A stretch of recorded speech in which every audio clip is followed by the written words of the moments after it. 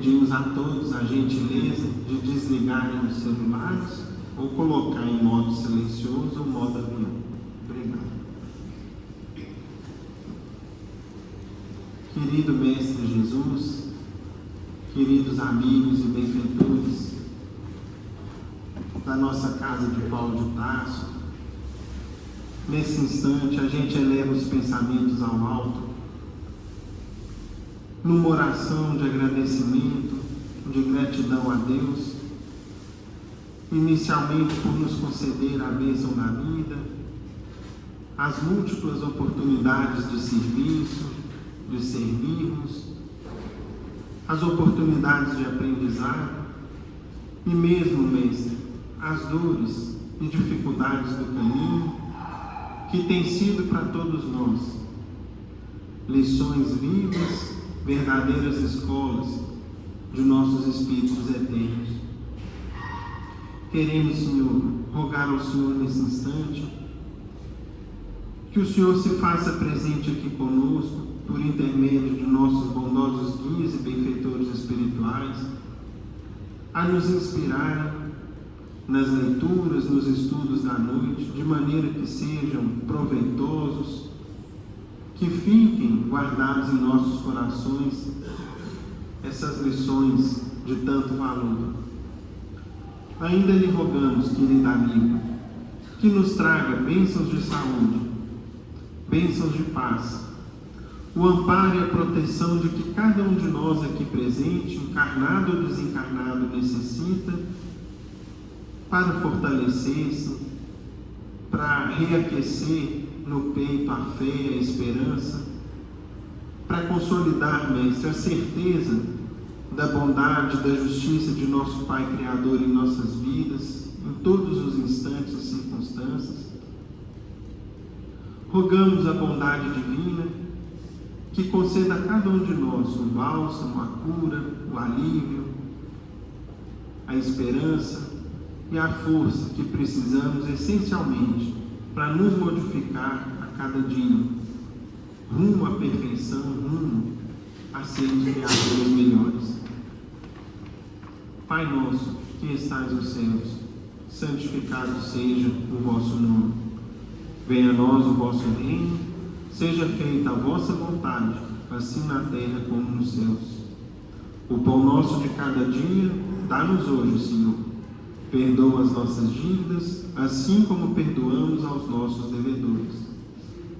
Não nos deixeis cair em novas faltas. Livre-nos do mal, pois que vossos são o reino, o poder, a majestade e a glória, hoje e sempre, que assim seja. E com a nossa prece, em nome de Deus nosso Pai, de Jesus nosso Mestre amado, e de Paulo de Tarso, patrono de nossa casa, damos por iniciar a reunião de estudos evangélicos da noite, na santa paz do Senhor, que assim seja. Meus irmãos, hoje nós vamos estudar o capítulo 7 do Evangelho segundo o Espiritismo, em seu item primeiro, que é uma citação do Evangelho de Mateus. Está dentro do Sermão das Bem-aventuranças, é Mateus capítulo 5, versículo 3. Essa citação bíblica é bem curtinha, um trecho do Sermão das Bem-aventuranças que nos diz assim: bem-aventurados os pobres de espírito, pois que é deles o reino dos céus. E conjugada a essa citação bíblica, nós temos a pergunta de número 932 do Livro dos Espíritos, na qual Kardec perguntou aos espíritos superiores nos seguintes termos: por que neste mundo a influência dos maus geralmente sobrepuja a dos bons? Resposta: por fraqueza dos bons. Os maus são intrigantes e audaciosos, os bons são tímidos. Quando estes o quiserem, haverão de preponderar. Hoje, meus irmãos, nós vamos ter a participação minha e do Sr. Evandro nos comentários. A gente passa a palavra ao Sr. Evandro para que ele dê início à leitura, aos comentários da noite.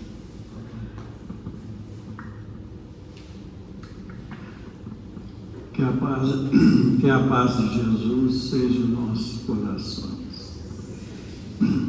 Meus irmãos, a lição que estudamos decorre do princípio de humildade que Jesus, em todos os seus ensinamentos, apresenta como condição essencial à felicidade prometida, e que ele formulou assim: bem-aventurados pobres de espírito,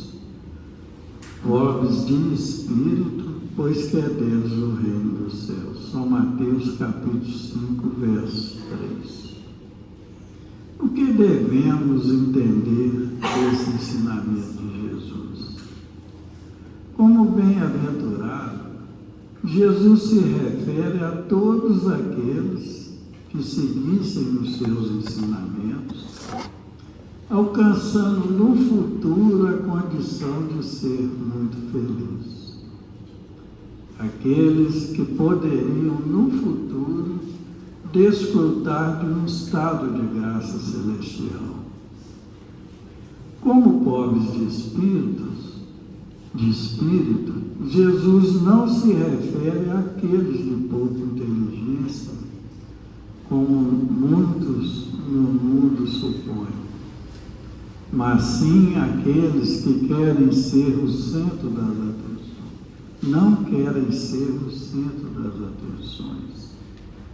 Aqueles que não buscam destaque individual. Ele se refere ao que buscam dois dos maiores patrimônios do Espírito, a simplicidade e a humildade. Isso porque a simplicidade e a humildade são o remédio que combate a vaidade e o orgulho. E o reino dos céus? O reino dos céus a que Jesus se refere, como um prêmio aos simples e aos humildes, não é um local, uma cidade ou um céu material do nosso planeta, mas sim um estado de espírito que reúne em nós a paz, a alegria e a felicidade interior, quando alcançarmos um estado de graça celestial. Infelizmente, muitos zombam desse ensinamento, como tem zombado de muitos outros ensinamentos de Jesus, por não compreenderem a grandeza dessas orientações. Por isso, Jesus deixou claro em vários outros ensinamentos que o reino dos céus são para os simples e humildes, e não para os orgulhosos.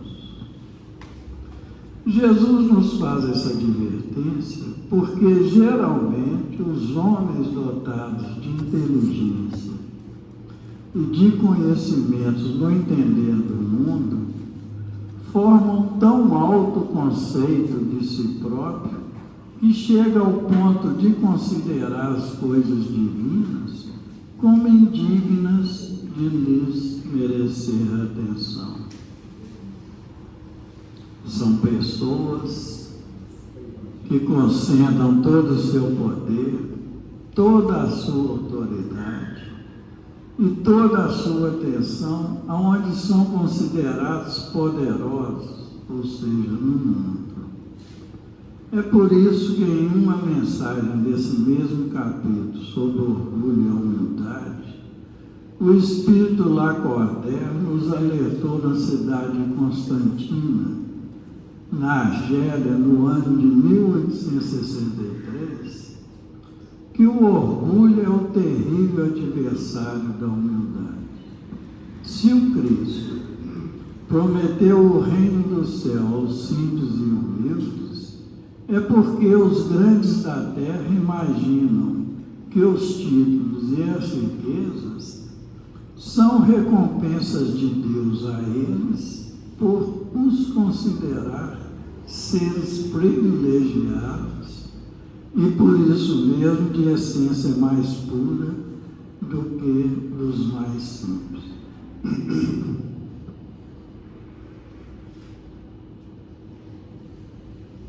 Por isso mesmo engano, porque sendo todos iguais na balança divina, o que nos distingue aos olhos de Deus são nossas virtudes, e que sendo todos iguais da mesma essência e formados de igual massa, ninguém ao chegar na espiritualidade será avaliado pelos seus títulos e pelos seus nomes.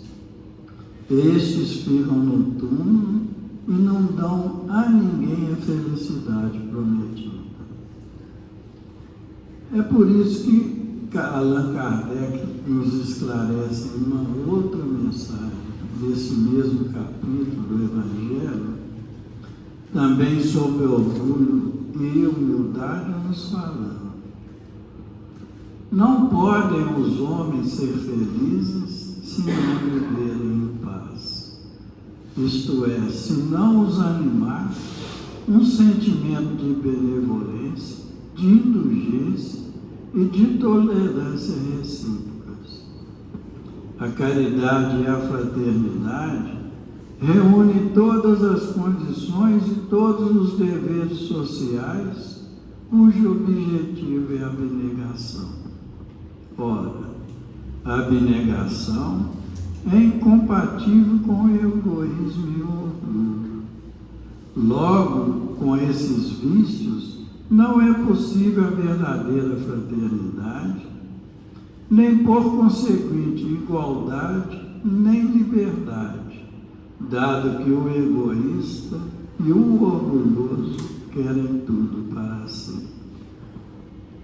Meus irmãos, fica claro, conforme essas orientações do Espírito Lacordaire e de Allan Kardec, que a maior parte das misérias da vida tem origem no egoísmo dos homens. A partir do momento que cada um só pensa em si antes de pensar nos outros, cada um tem como principal objetivo, antes de tudo, satisfazer seus próprios interesses, cuidando naturalmente da sua satisfação pessoal a todo custo. É o egoísmo determinando os interesses alheios. É o orgulho presente nas mais insignificantes coisas, como também nas maiores, tanto de ordem moral como de ordem material. É desse interesse egoísta que surgem as diferenças sociais, as lutas de classe, os conflitos e as misérias, visto que toda pessoa orgulhosa só pensa na sua satisfação pessoal e em explorar o seu próximo. É o egoísmo de mãos dadas com o orgulho. É a exaltação da personalidade levando o homem a se considerar maior e mais poderoso que os demais que com ele convivem. O orgulhoso que se julga com direitos superiores, ele é naturalmente uma pessoa egoísta, por estar envolvido pelo instinto de conservação e apego às coisas materiais. O mesmo acontece com todas as paixões que o homem frequentemente desvia do seu objetivo original. Nós não fomos criados egoístas, nem criados orgulhosos por Deus. Deus nos criou a todos simples e ignorantes, mas com todas as condições de evoluirmos e chegarmos à perfeição. Os desvios do caminho são ocasionados pelas fantasias e ilusões do mundo que nos tornam egoístas e orgulhosos pelo apego às coisas materiais. Foi pensando nisso que Allan Kardec perguntou aos espíritos superiores, na pergunta que estudamos nessa noite, a pergunta 932, sobre a felicidade e infelicidade relativa, quando ele perguntou aos espíritos superiores: por que no mundo tão a miúde a influência dos maus sobrejuga as dos bons? Ou seja, por que no nosso mundo frequentemente os maus têm o domínio sobre os bons? E os espíritos responderam: por fraqueza destes, ou seja, por fraqueza dos bons. Os maus são intrigantes e audaciosos, os bons são tímidos. Quando esses quiserem, preponderarão. Comentando essa resposta, o Espírito Miramês nos fala que a maior influência dos maus se dá por causa da ignorância das próprias almas, que na ignorância se paralisam por desprezar as leis de Deus. No entanto, a paciência de Deus não se esgota e o trabalho de Jesus não para nunca, no sentido de educar todas as criaturas e instruí-las. Esse exercício é demorado, mas se faz e realiza. Numerosas falanges de espíritos, sob a direção de Jesus Cristo, trabalham junto aos homens no sentido de educar os corações endurecidos no mal. Esses homens não são maus, disse Jesus, mas ignoram a verdade que liberta. Meus irmãos, Deus não nos abandona e não vai deixar que criaturas ignorantes perturbem a sua criação. A justiça divina está sempre atenta e envia os seus obreiros justamente para mudar essa situação. Então, cedo ou tarde, ela vai mudar. A mudança é lenta, porque o nosso planeta é um planeta de expiações e provas. Mas os planos superiores estão atentos e trabalham no sentido de reverter essa situação.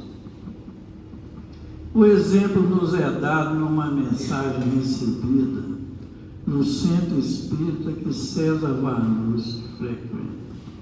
César Vannucci é um jornalista e fez questão de publicar essa mensagem no jornal onde ele trabalha. É uma mensagem que nos fala que esse exército está chegando cada vez mais para mudar o nosso planeta. Antes de começar a mensagem, ele nos fala: comprometi-me comigo mesmo a passar adiante a mensagem. Ela é endereçada a todos os homens de boa vontade. Gente que mantém permanentemente acesa a esperança na construção de um mundo melhor dentro dessa nossa conturbada pátria terrena. A mensagem se chama Conspiração do Amor. E nos fala essa mensagem vindo dos planos superiores. Na superfície da Terra, exatamente agora, a guerra e violência, e tudo parece negro. Mas, simultaneamente, algo silencioso e oculto vem acontecendo e certas pessoas estão sendo chamadas por uma ideia grandiosa. Uma revolução silenciosa está se instalando. É uma operação global, uma conspiração espiritual. As células dessa operação em cada nação do planeta. Vocês não vão nos assistir na TV, nem ler sobre nós nos jornais, nem ouvir nossas palavras nos rádios. Não buscamos a glória, não usamos uniformes, chegamos em diversas formas e tamanhos diversos. A maioria trabalha anonimamente. Silenciosamente trabalhamos fora de cena, em cada cultura do mundo, nas grandes cidades, em montanhas e vales, nas fazendas, vilas, tribos e ilhas remotas. Talvez você cruze conosco nas ruas e nem perceba. Seguimos disfarçados, ficamos atrás da cena. E não nos importamos com quem ganha os louros do resultado, e sim que se realize o trabalho, que se realize o trabalho. De vez em quando, nos encontramos pelas ruas. Trocamos olhares de reconhecimento e seguimos o nosso caminho. Durante o dia, muitos se disfarçam em seus empregos normais, mas à noite, por detrás de nossas aparências, o verdadeiro trabalho se inicia. Alguns nos chamam de exército da consciência. Lentamente estamos construindo um novo mundo. Com o poder de nossos corações e mentes, seguimos com alegria e paixão. Nossas ordens nos chegam da inteligência espiritual. Estamos jogando bombas suaves de amor sem que ninguém note.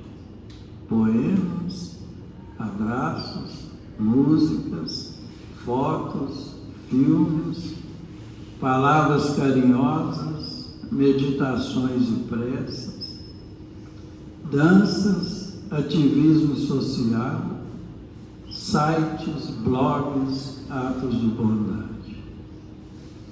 Expressamos-nos de uma forma única e pessoal, com os nossos talentos e dons, visando a mudança que queremos ver no mundo. Essa é a força que move os nossos corações. Sabemos que essa é a única forma de conseguir realizar a transformação.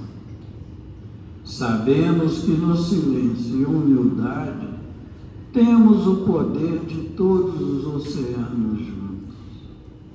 Nosso trabalho é lento e meticuloso, como a formação das montanhas.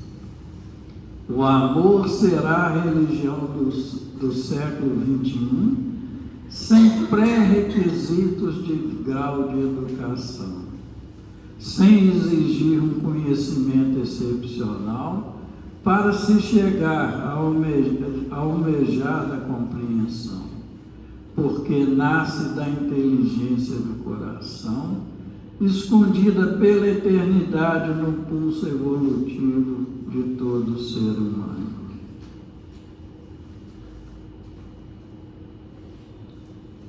Seja você também a mudança que se quer ver no seu íntimo acontecer no mundo. Ninguém pode fazer esse trabalho por você. Nós estamos recrutando.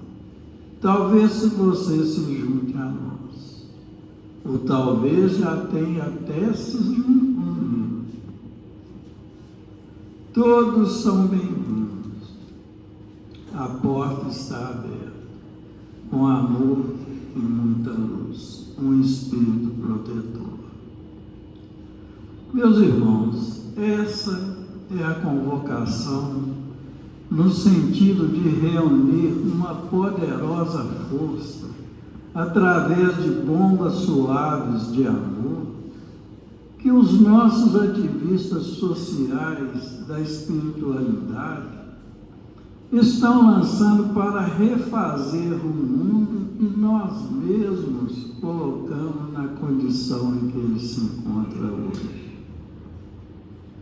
Ele só será refeito pelo amor, como é o desejo de Deus, nosso Pai Criador. É por isso que os Espíritos superiores vêm nos socorrer, através da doutrina espírita, nos ensinando a analisar tudo a partir do ponto de vista da vida eterna, nos ampliando o pensamento em busca de novos caminhos.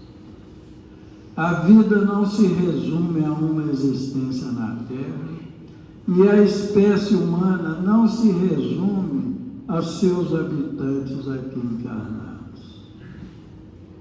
Aqui somente se encontra uma pequena parte da população universal. Se o nosso planeta é um planeta de expiações e provas, então existe também aqueles que, buscando a sua evolução, muitas vezes mostram-se rebeldes a leis universais de amor e caridade. Infelizmente, são criaturas que ainda não perceberam que esse mundo poderá ser melhor aqui mesmo, quando a Terra se tornar um mundo de regeneração. O Consolador prometido por Jesus nos consola e esclarece que é um processo que foi iniciado por volta do ano de 1980 e que está em curso, embora lentamente, e que por ser muito lento, pode levar centenas de anos, dependendo de nós mesmos. Mas se fizermos a nossa parte, quem vai usufruir dessa paz do mundo de regeneração somos nós mesmos nas próximas encarnações. Isso porque, embora seja o nosso mundo, um mundo apropriado para as expiações e provas dos seus habitantes, considerado uma penitenciária, um hospital ou uma escola das almas, podemos gozar de uma liberdade que nos permite escolher o nosso caminho e transformarmos esse mundo em um mundo melhor. Isto é evolução. Que Jesus nos abençoe e nos ampare a todos. Passamos a palavra ao Lucas.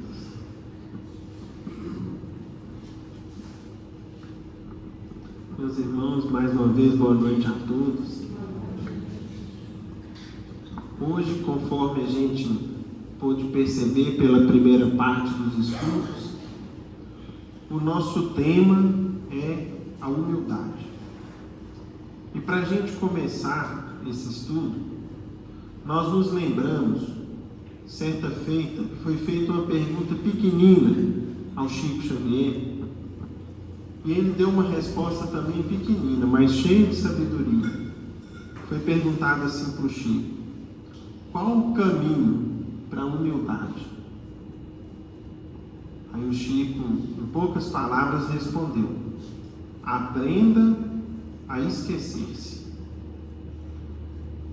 Ou seja, aprenda a deixar o seu interesse para depois. O seu brilho pessoal em segundo plano. A falsa noção de importância, ou de grandeza, ou de conhecimento que você acha que tem, para depois. Esqueça-se. Em benefício do interesse alheio. Esse tema, meus irmãos, é um tema riquíssimo para nós. Cheio de aprendizado, conforme nós vamos observar.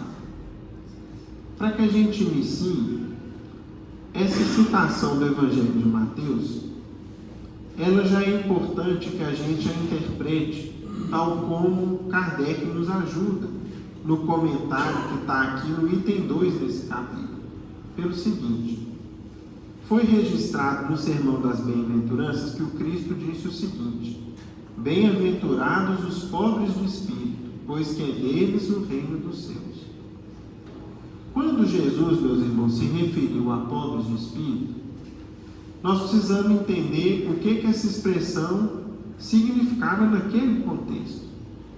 E o significado é o seguinte: as pessoas que tinham certa bagagem intelectual, certa bagagem cultural, alguns anos de estudo, ou profissões que privilegiavam, os conhecimentos do intelecto, consideravam-se superiores e ricas de espírito e tratavam todos aqueles que não tiveram as oportunidades do estudo ou que não eram aquinhoados pela bagagem cultural que havia até então, como pobres de espírito.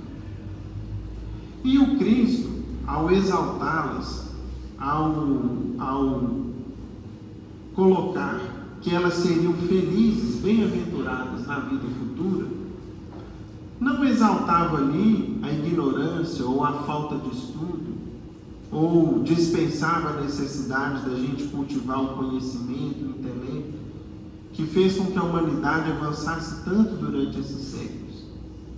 Mas o que o Cristo distinguia era o seguinte: normalmente, meus irmãos, naquela época, junto com o conhecimento, vinha o quê? O orgulho. E o orgulho é uma chaga que a humanidade traz. É uma ferida aberta, terrível, que tem feito com que a gente não avance muito mais do que a gente já poderia ter avançado no aspecto moral. Ou seja, quando Jesus exaltava os pobres de espírito, Jesus destacava a necessidade da humildade, da virtude oposta ao vício do orgulho. Por quê, meus irmãos? O orgulho é algo que nos estaciona espiritualmente. E a gente consegue rapidamente perceber isso por algumas comparações. Por exemplo, quem é o maior adversário do perdão? Qual que é a maior dificuldade que a gente tem para perdoar? O orgulho. Por quê? A gente tem alguma diferença com alguém, alguma dificuldade, às vezes teve ali uma discussão, um problema ocorrido, um ofendeu o outro, um deu prejuízo ao outro. Aí vem o orgulho e fala para a gente o seguinte: não perdoa não, você está certo, você está com a razão, ele que tem que vir te pedir desculpa, não é você não, né? Quem te magoou foi ele. Por que eu sempre tenho que procurar e pedir desculpa? Você que tem que perdoar. Não faça isso. Mantenha seu brilho pessoal, né? Então, enfim, aí o mundo traz um tanto de ditado popular para justificar essa atitude. E aí o que acontece? A gente às vezes deixa de perdoar um irmão, deixa de perdoar um pai, uma mãe, um amigo, um colega de trabalho. A vida vai passando, o tempo vai passando, as oportunidades passam e o problema ficou sem resolver. E nós vamos ter que voltar naquele problema. A doutrina espírita fala para a gente, quando a gente estuda sobre o perdão, nós vemos lá o seguinte: enquanto não pagardes o último centil, não saireis da prisão. Ou seja, enquanto a gente não se harmonizar com todos, se a gente ainda tiver qualquer mágoa, qualquer desentendimento, sentimento de ódio, de vingança, de quem quer que seja, isso nos prende à terra. E mais cedo ou mais tarde, nós vamos ter que voltar naquele problema para resolver. Talvez em condições piores, meus irmãos. Esse é que é o ponto. Não basta a gente dizer o seguinte: eu estou dentro da eternidade depois que a gente se torna espírita, né? Isso aí eu vou resolver na outra encarnação, deixa isso aí para outra. Não pense isso não, porque na outra às vezes vai ser mais difícil. Nós temos, por exemplo, na literatura espírita, situações nas quais pessoas que às vezes tinham tanta aversão uma pela outra, tanta dificuldade de convívio, tanto ódio às vezes que nutriam pela outra, que chegaram, por exemplo, ao extremo de nascer numa outra encarnação como gêmeos siameses. Às vezes, dois corpos, duas cabeças unidas num corpo só. Duas almas diferentes que tiveram que dividir o mesmo corpo para ver se aprendiam o quê? A conviver, a respeitar uma a outra. É uma situação extrema, mas é um recurso da bondade, da justiça e da misericórdia de Deus. Quem é o maior inimigo, o maior obstáculo à caridade? O orgulho. Porque a caridade nos fala o seguinte: em qualquer pessoa, veja o seu irmão, veja alguém que precisa de ajuda, veja o que você pode servir. Aí vem o orgulho e fala o seguinte para a gente: não abaixa muito não, né? Você ajuda, mas mantém sua posição. Não se faça igual àquele que você ajuda, não. Oh, meu Deus, nós somos irmãos uns dos outros. Se tem uma coisa, meus irmãos, que a gente mais sente e que mais dói no coração da gente, é quando a gente é alvo do desprezo de alguém. E quando a gente despreza as pessoas? Nós temos um exercício diário a respeito disso. Às vezes num irmão que nos aborda num sinal de trânsito, em alguém que nos aborda na rua. Façamos o exercício de dar pelo menos um pouco de atenção. Ali é um irmão, é uma criatura humana que nos aborda, que merece pelo menos um bom dia, uma boa tarde, uma boa noite nossa, um pouquinho de atenção. E se a gente não puder ajudar, que pelo menos não nos falte a gentileza em abordar e responder. Porque se um dia a gente estiver precisando, procurarmos alguém e recebermos a indiferença ou a frieza de quem a gente procurar, aí nós vamos ver como que é doído. Nós temos aqui, meus irmãos, por exemplo, na fraternidade, aqui no Solar, nós temos uma frente de trabalho aqui que é um exercício de humildade. Eu participei por alguns anos dele. Chama-se Campanha do Quilo. O que acontece na Campanha do Quilo? A gente vai de porta em porta. E às vezes as pessoas estão ali num sábado à tarde, num momento de descanso. Às vezes a pessoa está cochilando depois do almoço, ou está vendo um filme, né? Enfim, está ali no momento de descanso dentro de sua casa. E muitas vezes a gente batia, às vezes alguém vem e demora, você aprende a esperar. Outras vezes nos respondem com alguma grosseria. Aí o que a gente aprende? Exercício de humildade, segura a língua.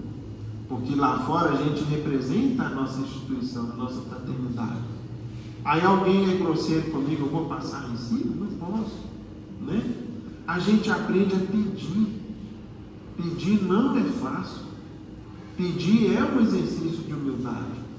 Então, entre outras lições, por exemplo, a Campanha do Quilo nos ajuda, nos ensina tudo isso. O orgulho, meus irmãos, é também um inimigo do quê? Do aprendizado.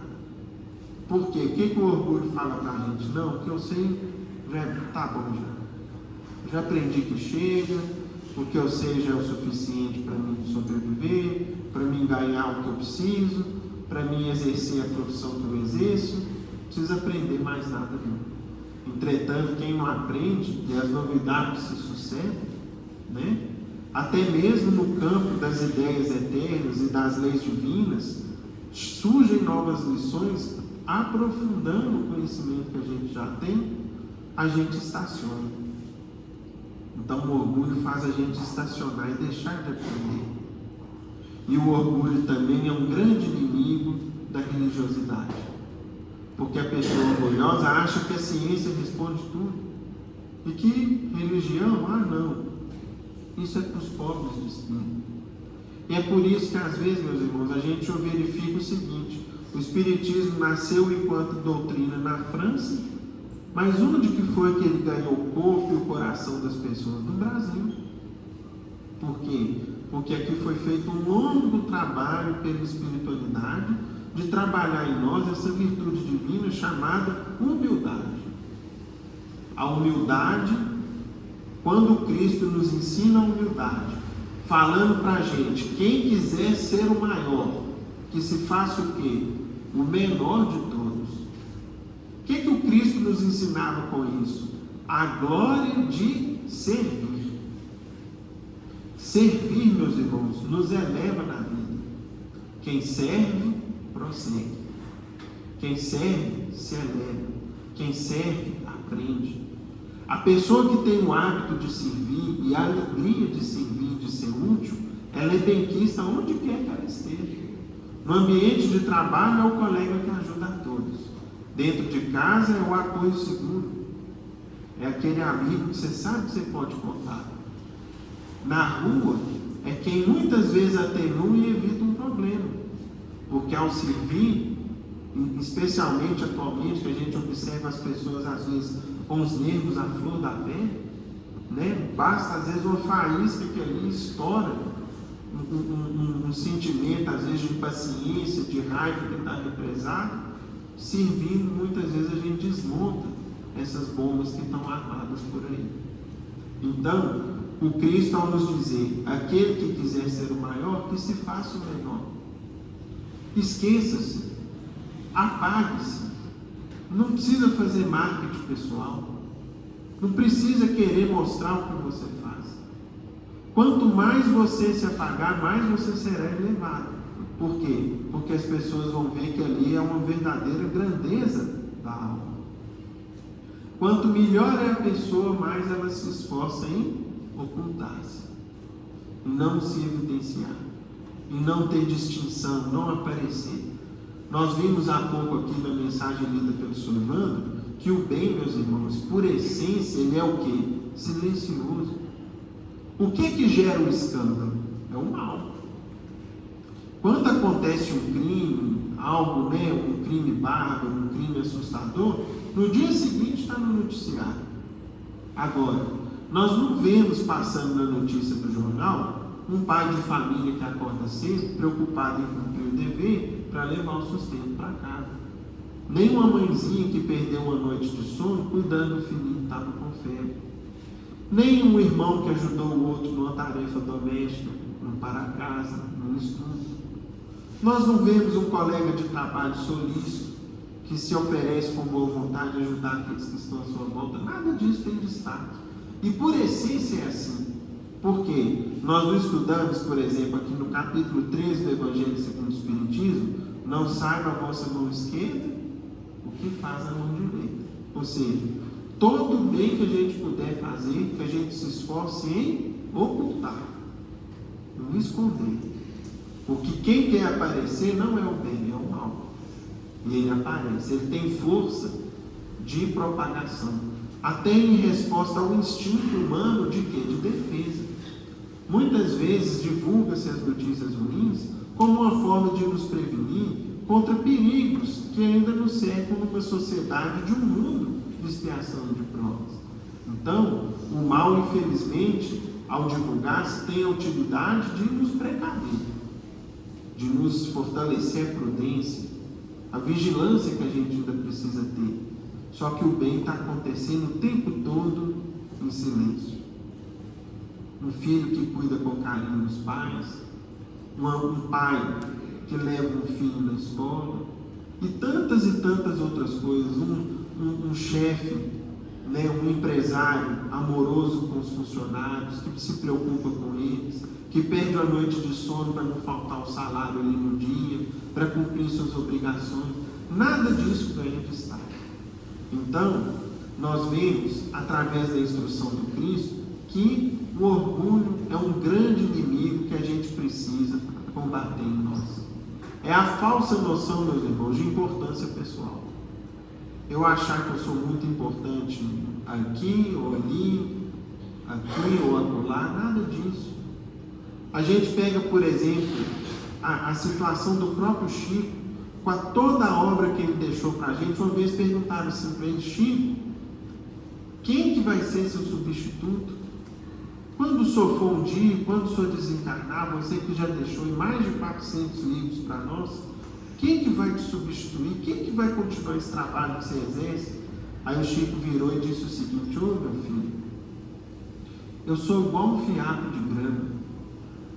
A gente cresce, daí a pouco seca, morre, nasce outro fiapo no lugar.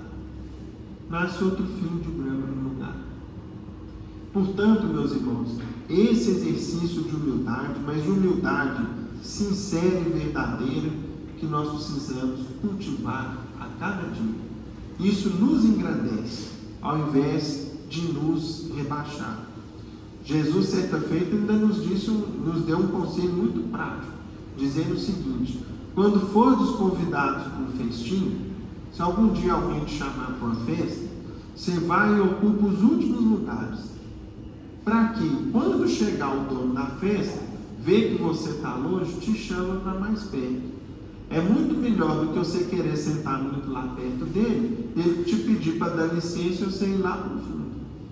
Né? Então vejam que interessante. Né? É um conselho prático para a gente. Opa, peraí, eu vou chegar no lugar. Né? A gente, enquanto mineiro, tem um pouquinho disso, de às vezes chegar no lugar, ficar quietinho, ficar mais encolhido, e acaba sendo melhor. Para que a gente às vezes não passe pelo constrangimento de sentar num determinado lugar. Ô meu caro, por favor, dá licença aqui, porque isso aqui está reservado para fulano, para ciclano, beltrano, e aquilo ali a gente vai ficar possivelmente muito sem graça. Até porque quem quer sentar muito lá na frente é orgulhoso, aí vai ferir, né, frontalmente o orgulho dele quando pedir ele para levantar e dar licença. Pois bem, quando a gente pega no templo do Cristo, a gente vê que esse pejorativo, né, de pobres de espírito, dado por aqueles que se julgavam muito inteligentes, era um grande equívoco, meus irmãos. Até porque, quando a gente pega nesse mesmo capítulo do Evangelho, segundo o Espiritismo, a última mensagem, que é uma mensagem de Ferdinando, o Espírito Protetor, ele vai falar numa página intitulada Missão do Homem Inteligente na Terra, vai dizer assim para a gente: não vos ensoberbeis do que sabeis, porquanto esse saber tem limites muito estreitos no mundo em que habitais. Suponhamos sejais sumidades de inteligência neste planeta, nenhum direito tem de envaidecer-vos. Ou seja, muitas vezes o destaque intelectual no mundo é um grande teste à vaidade e ao orgulho. E aí o que vem a doutrina e nos previne e nos fala? Olha, não se envaideça disso. Se você tem um destaque na família, na faculdade, no seu meio de trabalho, pelos dotes da inteligência que você possui, tenha certeza que esses dotes seus são muito limitados, meu filho.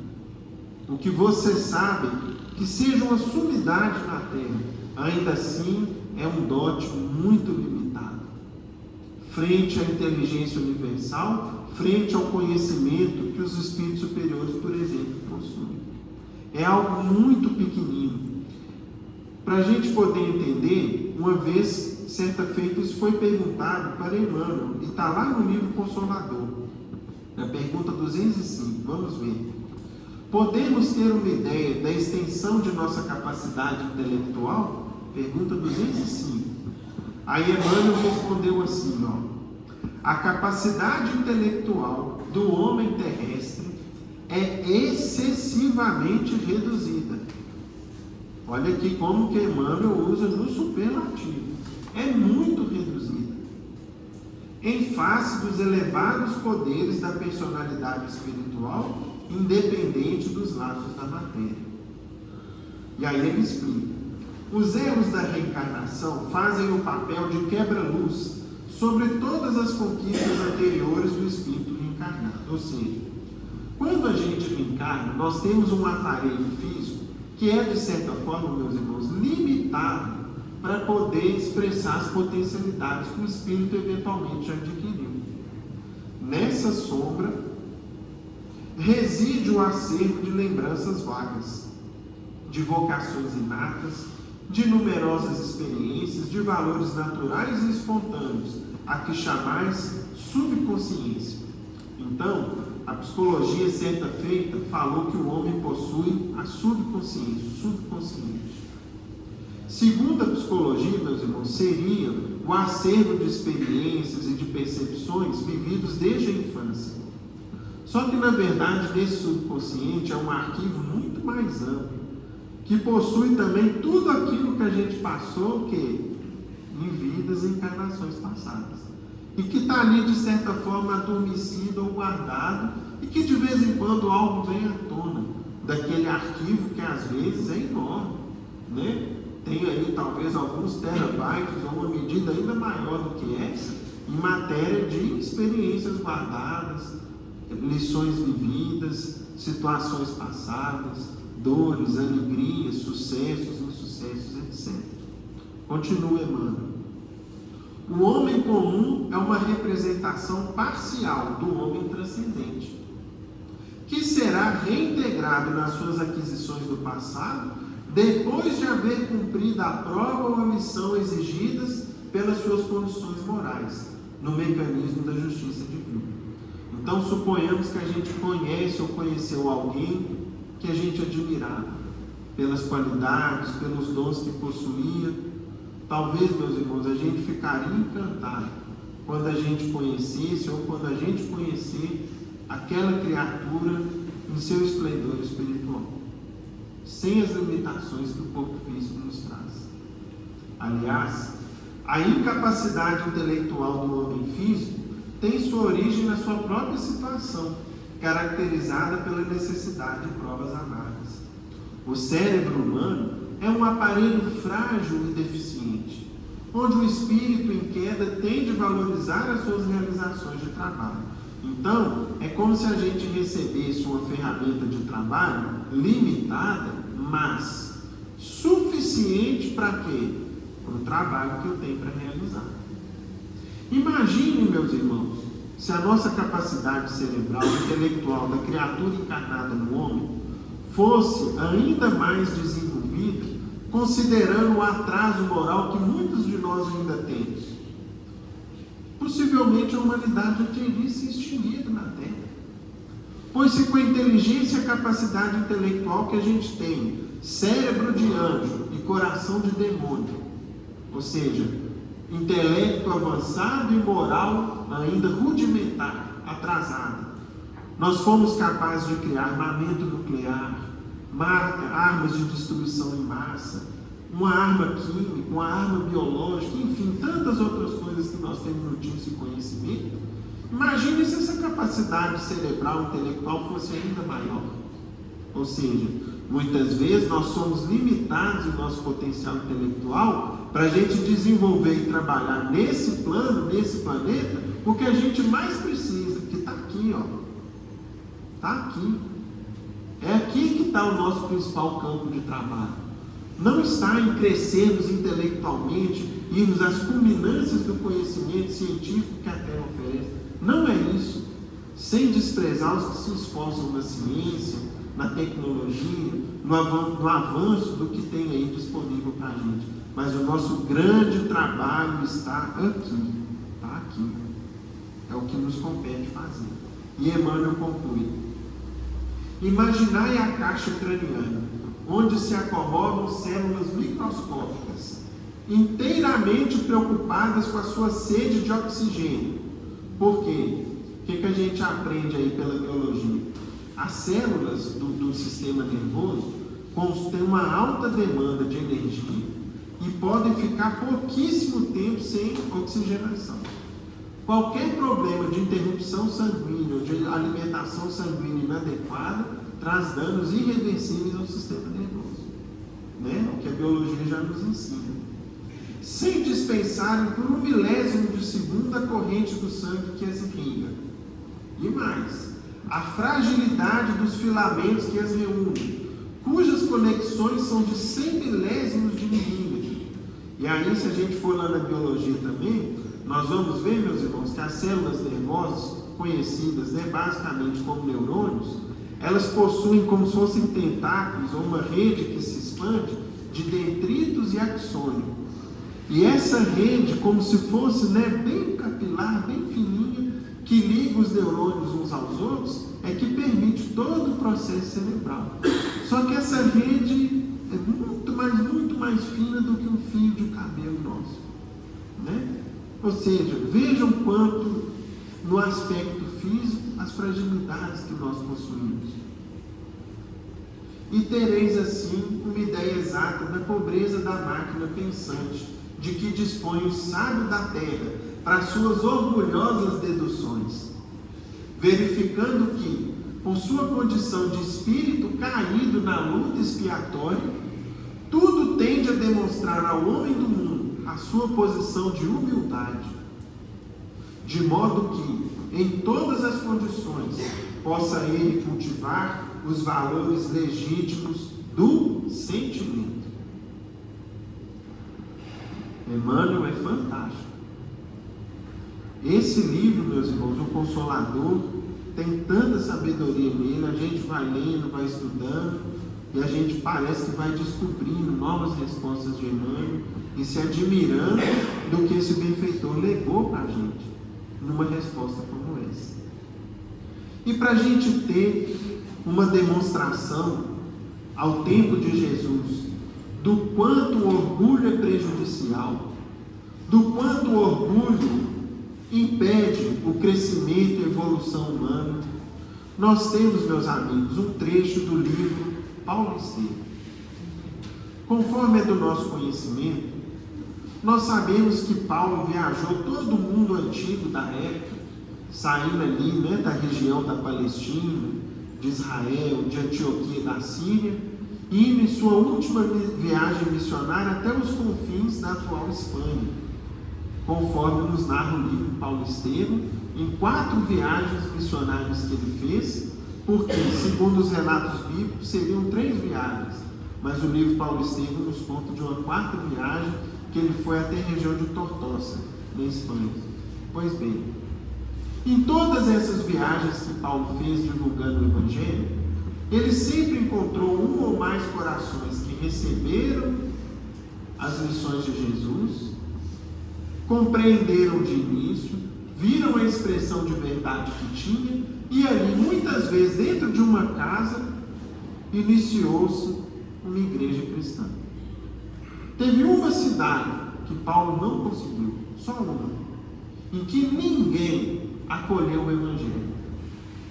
E era uma cidade tão expressiva que talvez a gente gostaria de visitar e de conhecer a época. Que cidade foi essa? Atenas, na Grécia. Vamos entender o porquê. Paulo deliberou pôr em prática um velho plano. Visitaria Atenas, satisfazendo um velho ideal.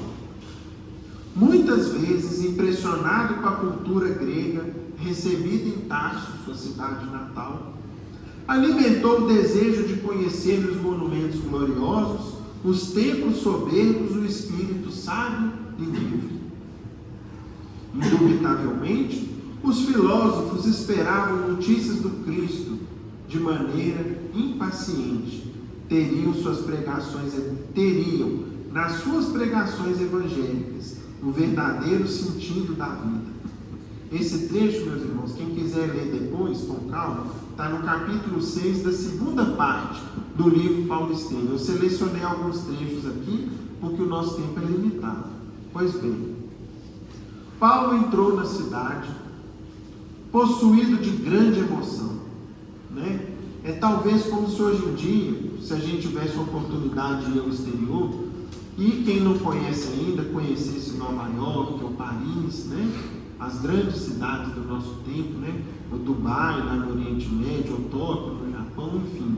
Era um lugar que ele ansiava conhecer e era uma das grandes cidades ao seu tempo. Atenas ainda ostentava numerosas belezas exteriores. Os monumentos de suas tradições veneráveis estavam quase todos de pé.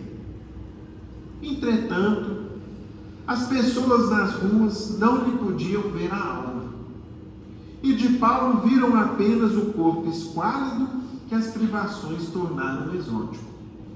Muita gente o tomou por mendigo, farrapo humano da grande massa que chegava em fluxo contínuo do Oriente desamparado. O emissário do Evangelho, no entusiasmo de suas generosas intenções, não podia perceber as desencontradas opiniões a seu respeito. Ele não percebeu o clima, as intenções que se passavam ali no coração, na mente das pessoas. Cheio de bom ânimo, resolveu pregar na praça pública. Na tarde desse mesmo dia, estava ansioso por defrontar o espírito ateniense, tal como já defrontara as grandezas materiais da cidade.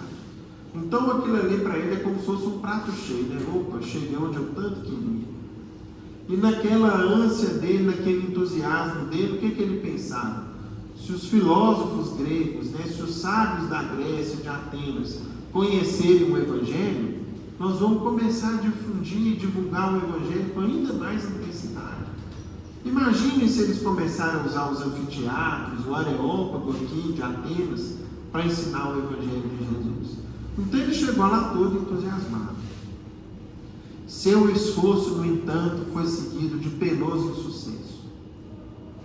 Inúmeras pessoas aproximaram-se no primeiro momento, mas quando lhe ouviram as referências a Jesus e à ressurreição, ou seja, que o Cristo havia vencido a morte e reaparecido aos discípulos, aos cristãos, grande parte dos presentes rompeu em gargalhadas de irritante ironia.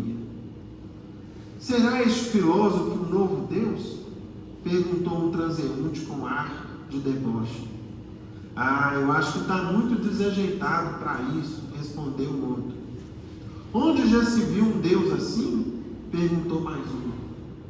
Olhe como lhe tremem as mãos, parece doente e enfraquecido, sua barba é selvagem e está cheia de cicatrizes. É um louco, respondeu um ancião, com vastas presunções de sabedoria. Não percamos tempo com ele. Paulo tudo ouvia. Notou a fila dos retirantes indiferentes e endurecidos e experimentou muito frio no coração. Vejam aqui, meus irmãos, o que é um coração cheio de falsa cultura, de orgulho e com pouco sentimento? Assemelha-se à frieza da pedra. Paulo experimentou muito frio no coração. Atenas estava muito distante das suas esperanças. A Assembleia Popular deu-lhe a impressão de enorme ajuntamento de criaturas envenenadas de falsa cultura. Por mais de uma semana perseverou nas pregações públicas sem resultados apreciáveis. Ninguém se interessou por Jesus, e muito menos em oferecer-lhe hospedagem por uma simples questão de simpatia. Ou seja, não tinha ali o menor calor humano, a menor empatia. Era a primeira vez, desde que iniciou a tarefa missionária, que se retiraria de uma cidade sem fundar uma igreja. Nas aldeias mais rústicas, sempre aparecia alguém que copiava as anotações de Mateus para começar o trabalho evangélico no recinto simples de um lar. Em Atenas, ninguém apareceu interessado na leitura dos textos evangélicos. E aí, meus irmãos, conta Emmanuel, e a gente vai resumir aqui, que ele insistiu com algumas pessoas que ele ficou conhecendo, para que o ouvissem no Areópago, que era a grande arena, o grande anfiteatro de Atenas. E assim marcou-se um dia e ele teve lá um horário reservado. Paulo começou impressionando o auditório aristocrático, referindo-se ao Deus desconhecido, homenageado nos altares atenienses. Sua palavra vibrante apresentava tom singular. As imagens eram muito mais ricas e formosas que as registradas pelo autor dos Atos dos Apóstolos. Então, a eloquência de Paulo, a força do seu discurso, as figuras que ele usava eram muito mais incisivas do que o que foi registrado na própria Bíblia, no Atos dos Apóstolos, que foi um texto feito por Lucas, que o acompanhava na ocasião. O apóstolo revelava-se muito diferente de quando vira na praça pública. Mas mesmo assim, meus irmãos, o que aconteceu? Quando começou a falar sobre a ressurreição, houve forte e prolongado murmúrio. As galerias riam a bandeiras despregadas, ou seja, parecia um show de humor, né? Um show de piadas ali, de tanto que eles riam dele. Choviam deboches de toda forma. A aristocracia intelectual ateniense não podia ceder nos seus preconceitos científicos. Paulo ficou naturalmente desolado. No momento não podia chegar à conclusão de que a falsa cultura encontrará sempre na sabedoria verdadeira uma expressão de coisas imaginárias e sem sentido. A atitude do Areópago não lhe permitiu chegar ao fim.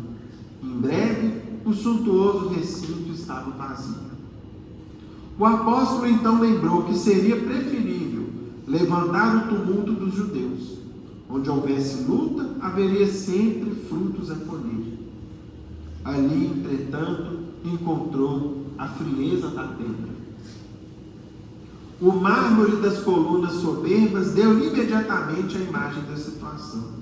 A cultura ateniense era bela e bem cuidada, impressionava pelo exterior magnífico, mas estava fria com a rigidez da morte intelectual. Não obstante o desapontamento, Paulo de Tarso fez o possível para evitar a nuvem de tristeza que pairava sobre todos, a começar por ele mesmo. O apóstolo dos gentios despediu-se com serenidade, mas tão logo se viu só, chorou copiosamente. A que atribuir aquele doloroso insucesso? Não pôde entender imediatamente que Atenas padecia de seculares intoxicações intelectuais. E supondo-se desamparado pelas energias do plano superior, o ex-rabino deu expansão a terrível desalento. Não se conformava com a frieza geral, mesmo porque a nova doutrina não lhe pertencia, e sim a Jesus. Quando não chorava refletindo na própria dor, chorava por Jesus, julgando que ele, Paulo, não havia correspondido à expectativa do mestre. Então, meus irmãos, ali em Atenas, ele saiu, chegou cheio de esperanças e saiu triste e desolado. Por quê? Por causa do orgulho, que é uma grande barreira ao Evangelho do Cristo. E não é à toa que, conforme informações que nos foram trazidas por intermédio do Chico, certa feita perguntaram para ele a qual trabalho, a qual missão, a qual tarefa Paulo de Tarso se dedicava na espiritualidade superior. E foi respondido, meus irmãos, que a grande tarefa a qual ele se dedicava com todo carinho era justamente a de ensinar o Evangelho às mentes, aos espíritos muito inteligentes e orgulhosos, mas de sentimento adormecido ou morto. Portanto, as grandes inteligências do mundo espiritual, que ainda não compreenderam o Evangelho do Cristo em sua grandeza, em sua sabedoria, em sua excelsitude, estão junto deles a figura de Paulo de Tarso e a sua falange de espíritos abnegados, que não perdem a esperança de um dia reaquecer esses corações que se esfriaram por muito pensarem e por pouco sentirem. Que Jesus nos ampare, nos abençoe a todos. Vamos em paz.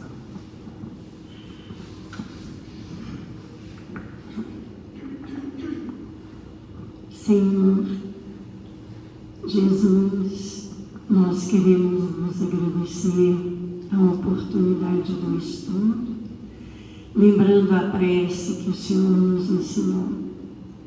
Pai nosso, que estais nos céus, santificado seja o vosso santo nome, venha a nós o vosso reino de paz e de amor, seja feita a vossa vontade, assim na terra como em todo o universo.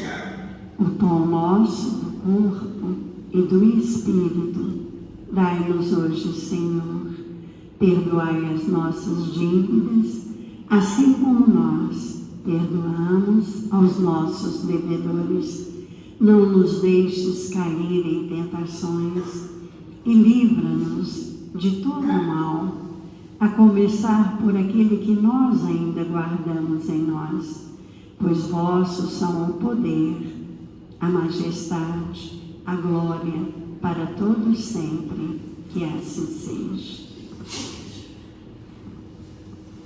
E com a nossa prece, em nome de Deus, nosso Pai, Jesus, nosso bom e amado Mestre, e de Paulo de Tarso, patrono de nossa casa de oração, no estudo e trabalho, agradecemos ao alto e damos por encerrada a nossa reunião de estudos da noite, na santa paz do Senhor, e assim seja.